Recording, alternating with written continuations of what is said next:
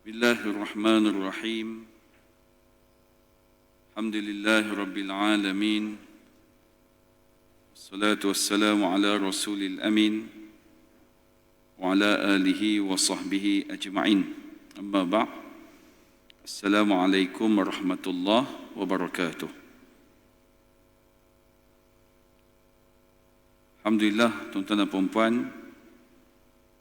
bersyukur kita hadirat Allah Subhanahu wa taala, dengan limpah kurnianya dapat kita bertemu pada malam ini bagi meneruskan lagi slot kuliah maghrib bulanan kita di tahun 2021 untuk bulan yang terakhir. Pada pertemuan yang bulan lepas, kita masih lagi di dalam tajuk panduan membahagikan harta pusaka, iaitu berkaitan dengan harta alih dan harta tidak alih. Maka pada malam ini kita sambung lagi yang kita berhenti pada bulan lepas berkenaan dengan akaun amanah, dan pada malam ini kita pergi kepada saham syarikat atau bursa saham Malaysia. Sekiranya si mati mempunyai saham dalam mana-mana syarikat perniagaan, koperasi, bursa saham Malaysia dan sebagainya, maka pada ketika ini waris-waris sepatutnya mengetahui nilai kesemua saham itu selepas berlakunya kematian. Jadi nak boleh ahli waris ni tahu, mestilah ada maklumat yang ditinggalkan oleh si mati. Sebab itu kalaulah kita ada 10 saham sekalipun, kena bagi tahu pada pasangan kita. Ni dalam fail merah ni saham-saham aku, dokumen yang berkaitan.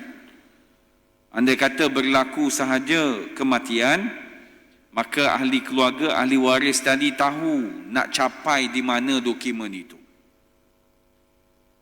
Makna kata ia bagi memudahkan waris-waris membuat pembahagian yang mungkin boleh dibahagikan mengikut nilaian bersama harta si mati yang lain. Nak bagi tahu di sini bahawa saham juga termasuk dalam harta pusaka yang ditinggalkan oleh si mati. Kerana di situ adanya nilaian, di situ adanya aset yang mana kita nyatakan sebagai harta alih. Selagi saham itu belum dibahagikan, setiap dividen yang dibayar daripada saham itu dikira sebagai pusaka dan perlu dijumlahkan bersama saham yang dimiliki oleh si mati. Dividen yang dia terima tadi barangkali sebulan sekali, 3 bulan sekali, 6 bulan sekali, setahun sekali, maka ia tetap hendak dibahagikan mengikut faraid kepada ahli waris tersebut. Habis itu dividen itu timbul selepas mati, Ustaz. Betul, tetapi ia timbul daripada harta saham itu. Sebagai contoh, saham itu bernilai 50,000. Maka disebabkan lembab sangat nak bahagi harta pusaka tadi sampai ke 5 tahun ambil masa, maka dah jadi kepada 70,000. Tambah pula lagi 20,000 itu dividen. Maka dimasukkan dalam saham dan digaulkan sekali dengan harta-harta yang ditinggalkan oleh si mati. Maka cara pembahagian yang baik berkaitan dengan saham ini adalah dengan mewakilkan kepada seseorang dalam kalangan waris untuk menjual saham-saham itu dan hasilnya dibahagi kepada waris-waris mengikut persetujuan. Kalau jual rugi, Ustaz. Habis itu kalau tak rugi, pindah kepada nama orang lain pun boleh, kalau boleh dibuat. Makna kata siapa yang nak saham itu, maka dia kena bayar kepada ahli waris lain mengikut kadar yang dipersetujui, dan kalaulah syarikat saham itu boleh tukar terus kepada nama pemunya yang baru, boleh. Tapi kalau tak ada seorang pun yang sanggup, jual sahaja. Maka jualan itu campur dengan dividen itu, maka bahagikanlah kepada ahli waris. Baik. Yang seterusnya adalah kedai runcit atau perniagaan. Apa-apa perniagaan yang dibuat. Sekiranya si mati mempunyai perniagaan sendiri, seperti kedai runcit, petrolpam, maka penjagaan itu sepatutnya dihentikan dan waris-waris perlu membuat keputusan. Kenapa perlu dihentikan? Sebab penjagaan itu bukan lagi milik si mati. Pegang kepada konsep yang kita belajar sebelum ini, apa-apa harta pusaka yang ditinggalkan oleh si mati, maka harta tersebut menjadi milik ahli waris. Saya ulang balik, apa-apa harta yang dimiliki oleh si mati setelah dia padam, setelah dia mati, maka harta itu bukan lagi milik si mati. Milik siapa? Adalah milik ahli waris. Kalaulah tuan-tuan haji ini meninggal, maka tuan haji tahu dah ahli waris tuan-tuan haji adalah 6 orang, isteri seorang, anak 5 orang. Maka tuan haji ada kedai runcit, maka pemilik kepada kedai runcit itu adalah 6 orang tadi. Jangan disebabkan kita ini isteri kepada si mati, maka kita buat keputusan tanpa berbincang dengan ahli waris yang lain. Tak boleh. Sebab dia bukan milik mutlak isteri tersebut. Dia adalah milik mutlak ahli waris kesemuanya. Maka caranya adalah yang pertama melantik seseorang sebagai pentadbir ataupun pengurus bagi meneruskan perniagaan tersebut. Mana kata pengurus yang kita lantik tadi, dia menjalankan perniagaan macam biasa dan dia membuat kira-kira untung dan rugi tersebut. Dia kena pastikan dan dia kena declare kepada ahli waris yang selaku pemilik perniagaan tersebut. Maka khidmat pengurusan hendaklah diputuskan sama ada yang menjadi pengurus, yang menjadi pentadbir itu perlu dibayar gaji ataupun tidak. Tapi tak ada orang nak buat kerja sukarela ni, penat. Maka kena putuskan, yang kita 6 orang ahli waris tadi kena putuskan, yang kita lantik ni nak bayar gaji dia banyak mana dan dia setuju, maka dia running bisnes tersebut. Bila dia running bisnes tersebut, sehinggalah diputuskan pembahagian harta berupa perniagaan tersebut. Yang kedua, menilai semua barangan dalam kedai tersebut dan memutuskan pembahagian mengikut nilaian atau persetujuan semua waris. Maka ahli waris yang 6 ni kata, tak ada siapa yang sanggup untuk meneruskan lagi, maka kena jual semua yang ada dalam kedai tersebut. Jual itu bukan jual kemudian bahagi terus, tengok dulu untung di mana, ada tunggakan tak elektrik, ada tunggakan tak sewa dan sebagainya. Maka kena hati-hati bila mana kita ada perniagaan, walaupun perniagaan kita itu berupa kedai runcit. Baik, seterusnya. Kita pergi kepada yang seterusnya, iaitu berkaitan dengan harta penama. Ni isu panas. Di Malaysia bila sebut tentang penama ini kecoh. Kecohnya adalah seolah-olah bila mana penama ni seolah-olah dialah yang mewarisi semuanya. Malam ni kita nak cuba terang, kita nak cuba rungkai bagaimanakah yang dinamakan status harta penama ini. Bila sebut tentang penama ini, beberapa institusi kewangan menggalakkan penama supaya memudahkan institusi itu membayar kepada penama sekiranya pemilik harta itu meninggal dunia. Diletakkan penama ini bukan saja-saja. Sebagai contoh, saya meletakkan penama bagi KWSP saya adalah isteri saya. Maka bila mana saya meninggal, pihak KWSP boleh terus transfer kepada isteri saya selaku penama tersebut. Dah tak payah nak panjat Mahkamah Tinggi Sivil, dah tak payah nak panjat mana-mana institusi lain. Sebab penama itu sudah memadai dan terus transfer kepada dia. Tapi kena tunjuklah sijil mati dan sebagainya itu. Baik. Maka yang famous tentang penama ni apa dia? KWSP, lembaga tabung haji ataupun mana-mana syarikat insurans dan takaful. Baik. Mengikut fatwa yang telah dikeluarkan oleh Jawatankuasa Fatwa Majlis Kebangsaan bagi hal ehwal agama Islam tahun 1973. Saya tak lahir lagi. Bila sebut Majlis Kebangsaan, Jawatankuasa Fatwa Majlis Kebangsaan ini, tuan-tuan kena faham. Siapa dia yang ada dalam jawatankuasa ini? Majoriti mufti negeri-negeri tersebut akan berbincang dan akan buat suatu keputusan. Maka keputusan Jawatankuasa Fatwa Majlis Kebangsaan tersebut telah menyatakan penama-penama kumpulan wang simpanan pekerja KWSP, wang simpanan pejabat pos, bank, insurans dan syarikat kerjasama adalah sebagai orang-orang yang melaksanakan wasiat simati atau wasi.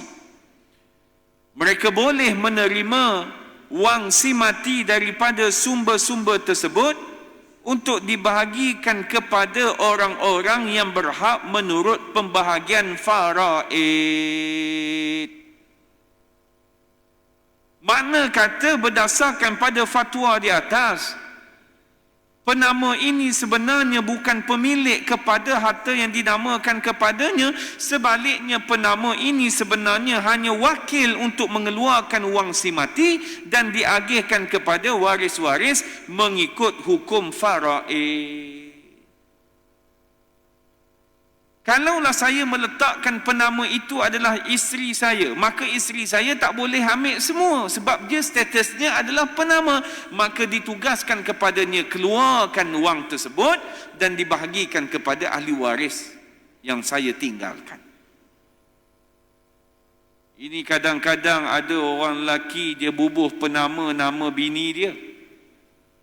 Maka selepas dia berkahwin tadi, dia pun bercerai dengan isteri dia. Maka setelah berapa puluh tahun dia mati, alih-alih KWSP telefon janda dia tadi ni nak transfer duit tadi kepada dia, maka janda dia pun kata, ya Allah, ya Tuhanku, baik sungguh arwah bekas suami aku, dia beri pada aku duit KWSP dia. Janda pula jarang datang ke masjid dengar kuliah maghrib, kuliah subuh. Dia kata berdoa setiap malam menitik air mata walaupun dulu benci sebab dia kata bercerai dulu sebab bapak kau, dia kata pada anak dia. Alih-alih bila dapat KWSP hilang habis benci tadi. Sebab jahil. Berlaku tak dalam masyarakat kita yang mana diletakkan penama itu nama isteri ataupun nama mak, ada kes yang berlaku mak ataupun isteri itu tidak membahagikan pada ahli waris yang lain. Berlaku. Saya pun tak tahu adakah mereka ini tak tahu tentang fatwa yang telah dibuat ini. Kalau kata tak tahu, mustahil 1973 telah ada. Takkan tak boleh buka Facebook, buka Google kan, tengok balik apa berkaitan dengan hukum tentang itu, tentang ini dan sebagainya. Sebab itu kita ni tuan-tuan dan puan-puan kena ingat, makin bertambah umur kita, maka kena makin bertambahlah ilmu kita. Semua ilmu. Kalau dulu masa sekolah, masa umur 20-an duk baca surah Al-Fatihah, Siratal ladzina am'am, dulu. Sekarang tak boleh lah sebab dah belajar. Siratal ladzina an'am, lain sikit. Jadi kena ada perbezaan tersebut. Maka cerita penama ni tuan-tuan dan puan-puan, siapa dia yang nak mengawal selia penama-penama ini untuk membahagikan harta tersebut mengikut hukum faraid kepada ahli waris? Siapa dia? Sedangkan sistem ini dibuat untuk memudahkan, mudah sungguh. Sebab Sebab itu kadang-kadang orang tak bubuh penama serabut. Ada juga yang letak penama bukan manusia. Dia letak penama siapa? Dia letak penama ni adalah Majlis Agama Islam. Boleh dibuat. Kenapa letak Majlis Agama Islam tak letak nama mak ayah awak ke isteri awak? Manusia tak boleh percaya. Sampai tahap tu tak percaya. Ya ustaz, sekarang ni boleh, akan datang tak tahu. Jadi tak nak dah lepas ini bila sebut soal penama seolah-olah kita punya. Tak boleh. Haram hukumnya kerana mengambil hak orang lain. Masyarakat kita, tuan-tuan dan puan-puan, kadang-kadang bab solat jemaah bukan main hebat. Tapi kadang bab hukum hakam berkait dengan harta ini, dia kurang sikit. Kenapa? Sebab melibatkan duit. Baik. Seterusnya, kita pergi kepada harta ta'alih, iaitu rumah termasuk tanah tapak rumah. Baik. Bila sebut rumah ini, dia ada rumah banglo. Macam tuan-tuan haji ni, rumah banglo di Enstek ni. Jarang rumah apartmen di Enstek ni. Okey. Maka undang-undang tidak melarang pemilikan harta itu secara beramai-ramai. Maka oleh itu, ia boleh dibahagikan kepada seberapa ramai orang waris dan nama-nama mereka didaftarkan dalam surat hak milik. Boleh dibuat. Ada yang boleh, ada yang tak boleh. Dia berkaitlah tu leasehold, freehold dan sebagainya. Bagaimanapun waris-waris perlu memikirkan kemungkinan pembahagian yang terbaik supaya harta itu tidak dimiliki oleh ramai pemilik. Bukan kata tak boleh, boleh, tapi kena fikir bila ramai pemilik ni mendatangkan masalah ataupun tidak. Kenapa? Sebab bila mana berlakunya kematian generasi yang seterusnya, dia akan berkait di situ. Bila mana berlaku kematian yang berlapis, sebagai contoh, tanah dengan tapak rumah ni nama ayah kita, maka ayah kita pun mati. Maka tanah dan tapak rumah itu telah menjadi milik ahli waris ayah kita. Siapa? Kita dengan mak kita. Campur dengan mak kita jadi 7 orang. Maka bila jadi 7 orang, siapa dia pemilik kepada rumah dan tapak rumah ini? Jawapannya adalah 7 orang itu. Buatnya tanah itu adalah tanah kebun Musang King. 1 tahun 40,000 confirm dapat punya untung. Habis tu 40,000 tu nak bahagi pada siapa? 40,000 itu hendaklah dibahagi kepada 7 orang ini. Ditakdirkan Allah Ta'ala dalam 7 orang ini ada pula yang meninggal seorang. Maka tinggal 6. Pemilik kepada tanah itu tinggal berapa? 6. Salah. Pemilik kepada tanah itu adalah 6 tadi ni, campur pula dengan yang mati tadi. Berapa ahli waris dia? Sebagai contoh, ahli waris dia ada 4. Maka pemilik kepada tanah dan tapak rumah Musang King tadi adalah 10 orang. Kalau untung 40,000 itu dibahagikan kepada 6 orang itu, tidak dibahagikan kepada ahli baru yang 4 orang itu, maka 6 orang itu telah memakan harta milik orang lain tanpa izin. Sebab itu, ibu-ibu, ayah-ayah yang ada depan saya, kadang-kadang jangan duk terfikir panjang, jangan. Ada jemaah tanya, Ustaz, saya ada 5 orang anak dan saya ada 3 buah rumah. Habis tu, saya tengah fikir ni, andai kata saya mati, anak-anak saya nak dapat macam mana rumah seorang sebiji? Saya ada 3 dia, anak ada 5. Maka saya jawab pada dia, haji beli lagi 2. Nak beli guana Ustaz, umur dah 67. Habis tu, yang sampai tahap memikirkan nak bagi seorang sebiji tu kenapa? Ya rasa tak lepas, tuan-tuan dan puan-puan.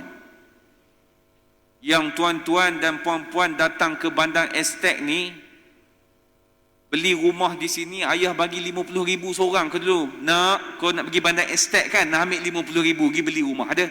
Tak ada kan? Maka jangan duk fikirlah sampai tahap begitu. Anak ni, yang paling penting adalah ilmu. Dia survive lah diri dia. Tuan-tuan sampai duk fikir nak bagi seorang sebiji rumah ni apa matlamat sebenarnya? Apa matlamat? Nak suruh dia orang senang. Adakah dengan beli rumah senang? Entah-entah bagi rumah dia jual. Jadi jangan fikir sampai tahap begitu. Begitu juga ibu-ibu dan ayah-ayah. Bila mana kita ada tanah, anak tadi nak buat rumah atas tanah kita, ambil ingatan dengan sewajarnya. Kita nak dia, kita bagi dia buat rumah atas tanah kita tadi kena jelas. Kita bagi buat tadi, kita jual ke, kita hibah ke, kita apa sebenarnya? Sebab ada kes yang berlaku, anak minta izin buat rumah atas tanah ayah. Ayah kata buat lah. Maka ayah pun mati. Maka anak yang dah lama dah duduk atas tanah tersebut dan buat rumah, lepas pada ayah dia mati, dia kata pada adik-beradik dia, disebabkan aku buat rumah atas tanah ini, maka tanah dan rumah ni dah jadi milik aku. Siapa ajar dia? Habis tu macam mana ustaz? Jual lah. Kau boleh nak ambil tanah ini, aku hibah kepada engkau, aku tukar pada nama engkau. Takut yang lain terasa, aku jual pada engkau. Mahal kaya nak jual? Tak ada murah Aku beli dulu 30, aku jual 50. Kenapa mahal? 20. Kau pergi tanya sekarang value berapa, bukan 200. 50 bersyukur aku bagi kat engkau tu. Okey, baik, saya buat loan. Maka settle, tukar nama. 50,000 ambil kat kita. Kalau duk main letak begitu, begini, tuan-tuan tengoklah endingnya bagaimana. Sebab itu dengan anak-anak ni jangan duk lebih-lebih sangat. Kemudian jangan duk tunjuk sangat kita sayang lebih yang tu, kita sayang lebih ni, jangan. Sama rata sahaja. Tetapi naluri manusia, kalau anak ada 6 orang, seorang bagi lebih, seorang yang kurang sikit, mesti akan terdetik dalam hati, sila buang jauh-jauh perangai itu. Siapa bagi lebih, senyap. Jangan bagi tahu yang lain, yang ni bagi lebih, asal kau bagi sikit, jangan. Dia bagi pun dah besar rahmat dah tuan-tuan dan puan-puan. Jadi, soal rumah termasuk tanah tapak rumah ni kena hati-hati. Supaya apa? Supaya kita jelas dengan apa yang kita nak beri pada ahli waris anak-anak kita tadi ni. Baik, seterusnya. Tanah di bawah Akta Tanah Kawasan Penempatan Berkelompok tahun 1960, Akta nombor 13 tahun 1960. Ni tanah yang terlibat dengan akta ini adalah tanah-tanah rancangan Felda, Fekra dan tanah rancangan tanah pinggir. Dia kalau cerita bab tanah Felda, Fekra ni, tuan-puan jangan ingat mudah, dia ada akta dia sendiri. Siapa yang nak Felda, Fekra, dia tahu. Nak boleh masuk jadi peneroka tadi, dia mesti berpasangan. Dia mesti ada peneroka dan penerokawati. Barulah boleh masuk. Kemudian, bila dah masuk tadi, dia tengok pula, adakah pemilikan penuh tu dah beri pada kita ataupun belum, ataupun masih lagi dengan milikan Felda atau Fekra tersebut. Sebab tuan-tuan dan puan-puan, di dalam akta Felda dengan Fekra tadi tidak membenarkan tanah-tanah tersebut dimiliki oleh lebih daripada 2 orang pemilik. Dia tak boleh bila kita mati ada 7 ahli waris nak tukar pada 7-7. No way. Dia hanya terhad maksimum hanya 2 orang pemilik sahaja. Boleh tak nak bahagi faraid? Boleh, tak ada masalah. Tetapi dia akan menjadi masalah bila mana berlakunya kematian yang seterusnya. Macam tadilah ada 6, kemudian mati pula seorang dalam 6 tadi, maka bukan tinggal 5, maka topak pula yang ahli waris yang mati tadi, barangkali 10, 15 dan sebagainya. Ok, Okey. Apa yang perlu dibuat? Di antara pilihan yang boleh dibuat oleh ahli waris untuk tanah yang berstatus begini, yang pertama, menyerahkan hak masing-masing kepada seorang sahaja. Seperti anak-anak menyerahkan tanah rancangan itu kepada ibu mereka. Ayah mati, maka tanah itu milik ibu dengan anak-anak. Maka anak-anak semua setuju. Setuju tanah ni bagi pada ibu. Apa-apa hasil bulanan ibu yang ambil. Selesai. Yang kedua, menyerahkan tanah rancangan itu kepada dua orang sahaja, sama ada penyerahan secara muafakat ataupun taharus, sama ada dengan bayaran atau tanpa bayaran. Yang lain tadi ni sepakat untuk melepaskan hak dan barangkali meletakkan syarat, disebabkan kau akan berpindah pada nama kau dan kau akan dapat hasil bulanan, kami nak bahagian kami seorang 5,000. Setuju? Setuju. Bayar. Kami serah pada engkau, kami tak nak bahagian apa-apa dan tak perlu bayar. Setuju? Setuju. Jalan. Yang ketiga, menyerahkan tanah itu kepada seorang waris dengan bayaran kepada waris lain. Makna kata, sekiranya lebih daripada seorang waris berhajat untuk memiliki tanah itu. Kita dah tanya siapa nak tanah ni tapi kena bayar. Aku, 3 orang nak. Habis tu apa nak buat? Maka konsep lelongan boleh diguna pakai. Siapa yang bid paling tinggi, maka dialah yang berhak ke atas tanah tersebut.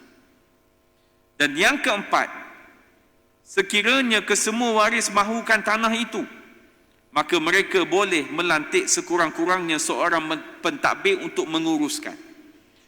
Tapi lantik seorang pentadbir itu bukan lantik saja. Kos yang berkaitan, bayar upahnya, bayar gajinya, semua ahli waris itu mesti bertanggungjawab.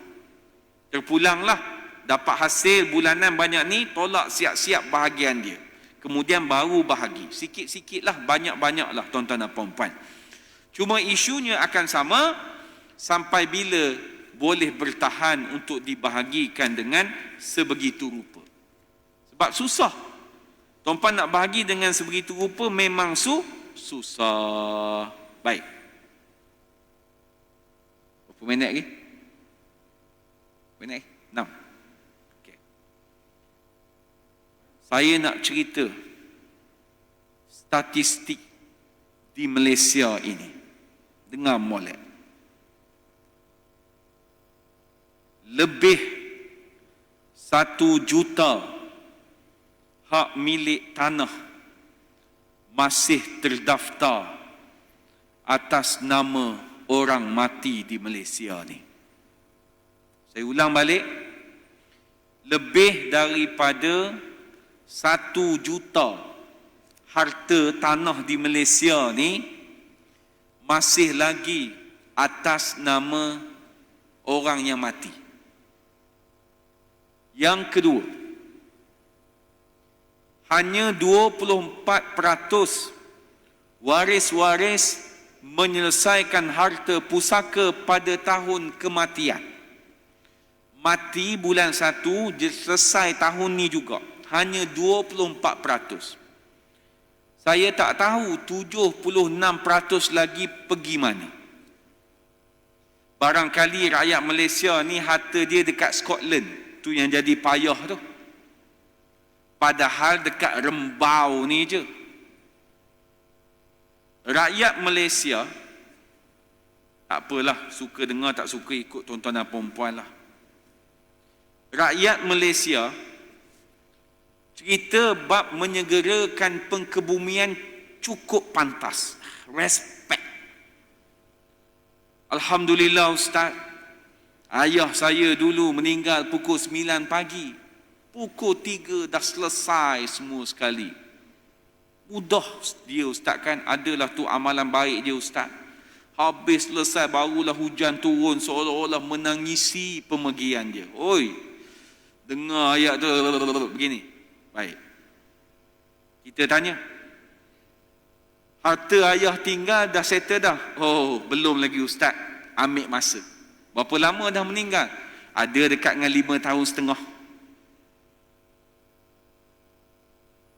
Kalau dari segi pengkebumian cukup cepat, maka pembahagian pusaka pun kena cepat macam pengkebumian tadi. Mati hari ni, minggu depan, bulan depan dah boleh jalan. Tuan-puan jangan buat pasal dalam bab ini. Bila mana masih lagi nama si mati, soalan saya, siapakah yang mengambil manfaat dan mengambil alih harta-harta yang sejuta lebih tadi? Adakah diuruskan dengan cara yang baik, tidak mengambil hak orang lain? Risiko nak ambil hak orang lain tentu ada.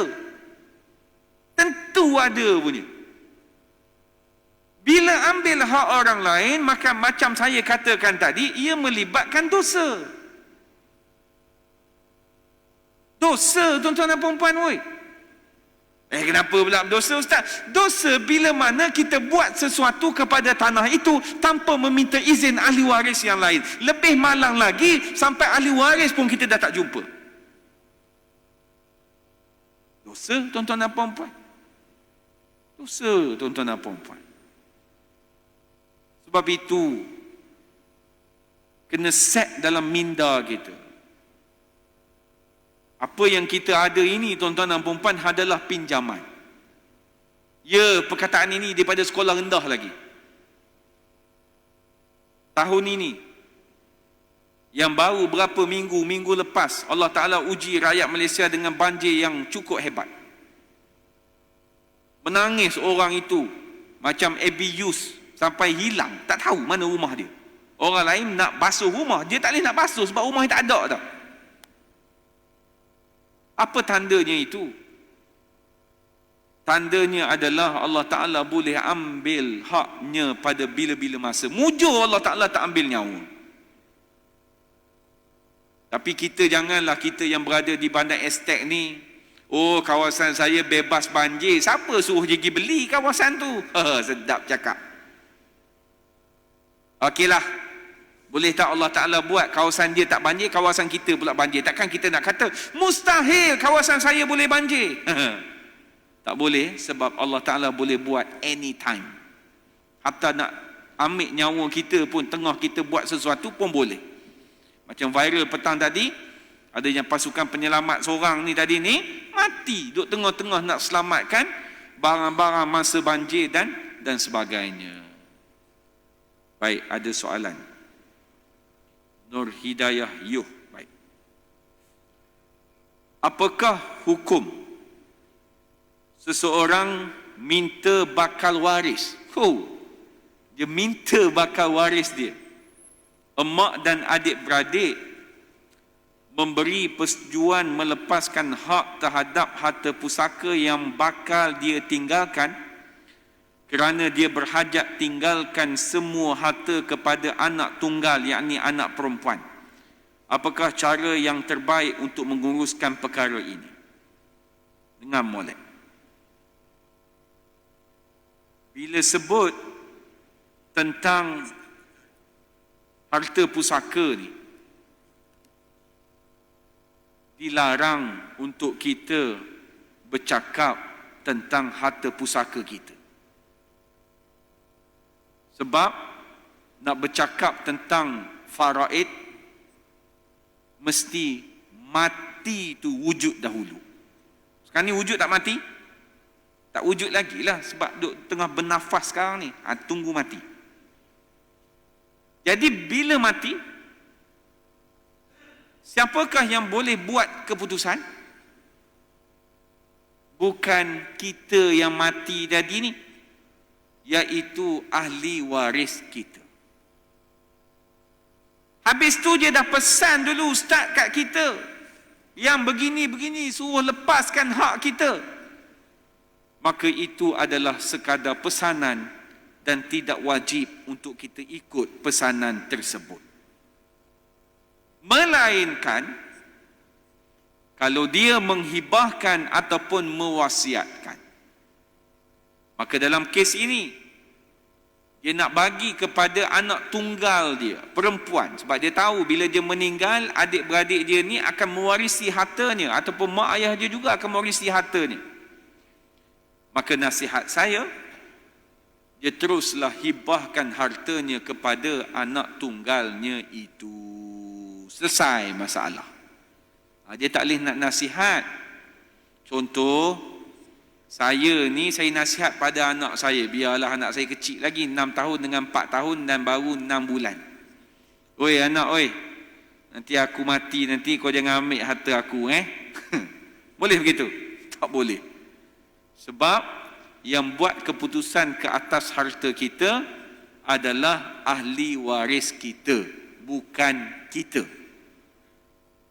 Sebab ada jemaah tanya, ayah saya ustaz, dia wasiat dah waktu hidup, tapi ahli waris tak ikut pun apa yang dia wasiatkan. Saya kata, mana boleh, wasiat kena laksana. Maka tergerak hati nak tanya, ayah wasiat apa? Ayah saya wasiat pada saya ustaz, jangan jual rumah ni. Dia kata jangan jual rumah dia ni. Habis tu kalau tak jual rumah tadi, nak suruh jadi apa? Muzium. Terpulang pada ahli waris lah dia nak jual ke tidak, sebab dah jadi milik dia. Lepas tu kita ni kena belajar. Kena belajar dan terus belajar. Makin lama belajar, yakinlah makin faham, makin lama makin tak sayang dengan harta dunia, tapi memikirkan tentang akhirat. Saya cakap saya. Lama-lama dia jadi tak berapa nak sayang. Bukan kata malas kejar. Dia tak malas, tapi dia tidak mengharapkan sesuatu yang wow kepada harta dia. Melainkan kalau dia beringat. Beringat ini bukan beringat, oh saya alhamdulillah ustaz beli aset banyak dah ni. Itu beringat juga.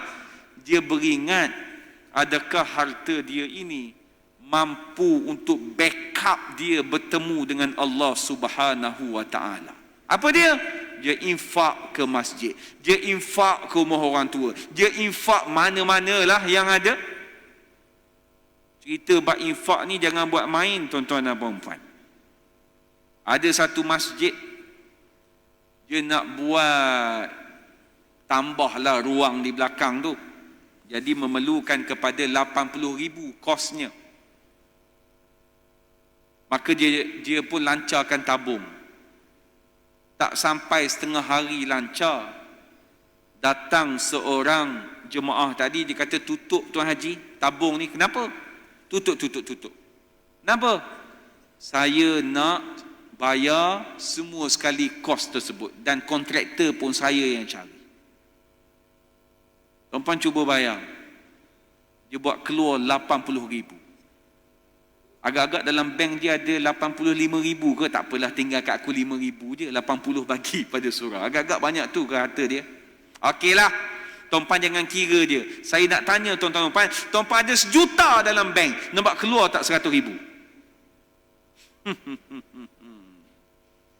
Tabung masjid lalu pun terbubuh 50 tepuk dahi, sebab hasrat nak RM1. Hati-hati tuan-tuan dan puan-puan. Okey, setakat itu ada soalan?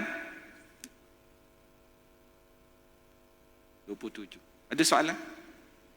Sila. Saya nak tanya, soalannya, macam mana kalau wasiat yang dah ditulis dalam dan dimeterai oleh peguam? Bagaimana buat wasiat yang terbaik? Rumah tidak boleh dijual dan dimeterai oleh peguam. Terima kasih. Tuan Haji tanya berkaitan dengan wasiat. Okey. Bila sebut tentang wasiat, dibuat waktu hidup, transaksi lepas mati. Pegang betul-betul. Sebab selalu ramai yang tersilap. Buat waktu hidup, transaksi lepas mati. Makna kata hak milik itu lepas mati. Kemudian, wasiat ini terbahagi kepada 2. kepada ahli waris dan kepada bukan ahli waris. Apa dia benda tu? Saya wasiat kepada isteri saya. Isteri saya ini adalah ahli waris. Saya wasiat kepada Imam Nasrul. Imam Nasrul ni bukan ahli waris. Boleh faham beza? Pergi lagi. Wasiat ini tidak boleh lebih daripada 1/3 daripada keseluruhan harta saya. 1/3 daripada keseluruhan harta saya. Tak kira lah nak bagi pada Imam Nasrul ke ataupun nak bagi pada isteri saya. Cuma beza dua ni. Bila saya beri kepada isteri saya selaku ahli waris saya, maka setelah saya mati, isteri saya nak ambil lah ni. Maka kena dapat persetujuan ahli waris yang lain. Kalau ahli waris lain tak bersetuju, maka wasiat itu tak boleh jalan. Isteri saya tak boleh ambil. Dia boleh ambil setakat faraid sahaja. Tapi, saya wasiat kepada Imam Nasrul. Anak, bini, mak, ayah semua tak setuju tentang Imam Nasrul ini. Tak boleh ambil. Saya mati dah. Maka Imam Nasrul itu tetap akan dapat wasiat tersebut. Boleh? Datang siapa-siapa nanti, kita boleh buat wasiat kepada semua orang, berapa banyak pun boleh. Ni cakap kat dia. Pegang yang tu, pegang kemah-kemah. Faham? Okay. Maka, tuan-tuan haji, puan-puan hajah yang berada di Negeri Sembilan, nak buat wasiat ke apa sebagainya, macam di Selangor, dia ada Majlis Agama Islam Negeri Selangor, MAIS.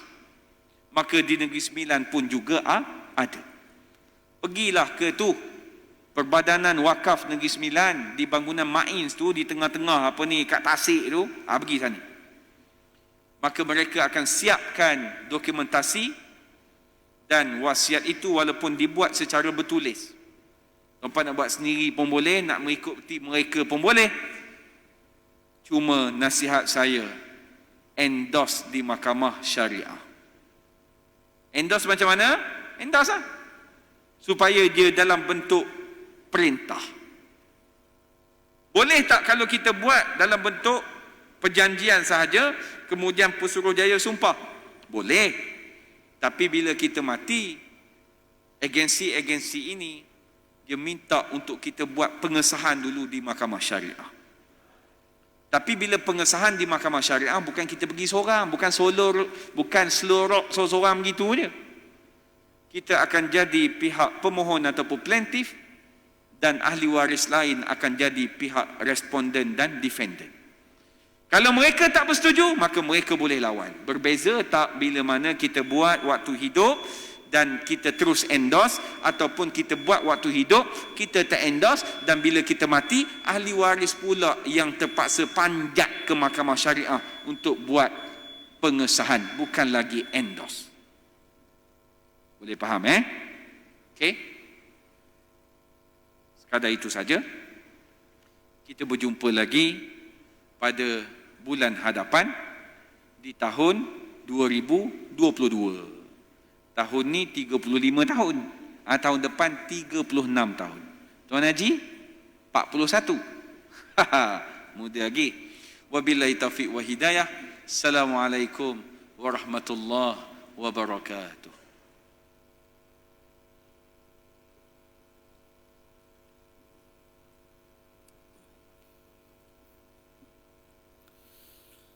الله أكبر الله أكبر.